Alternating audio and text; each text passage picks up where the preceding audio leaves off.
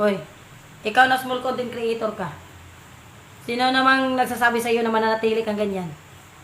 At saka, hindi ako papayag na ganyan ka lang forever, na maliit ka, na content creator ka lang. My God.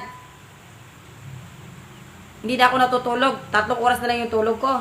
Akyat ako na akyat. Tapos, hindi pa rin kayo umangat dyan. Hindi pwede yan. Maawa naman kayo sa akin. Hoy, tandaan ninyo, bilog ang mundo. So, hindi pwedeng mananatili kayong ganyan. Sa ngayon, ganyan muna. Dot-dot muna, ganyan. Gagawin mo na yung, meron na mo ng effort. Pero by next nyan, pagka okay na ang lahat, pag monetize ka na, i-target mo lang talaga yung monetize ka na. Kasi, sabi ko, followers, nandyan lang yan. No?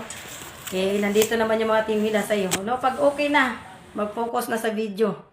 No? Huwag kang pumayag na manatili ka lang ganyan. Tsaka tandaan mo, ito bilog na ang mundo. Malay mo, maungusan mo pa ako. No? Malay mo, uy, ito. Tsaka hindi talaga ako papayag na hanggang dyan lang. Grabe na yung sacrifice ko dito. No?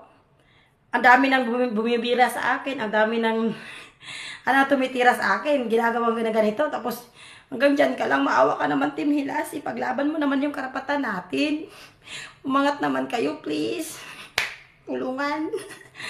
Hindi talaga, mangyayari at mangyayari yan pagdating ng araw para sa pang oras mo na.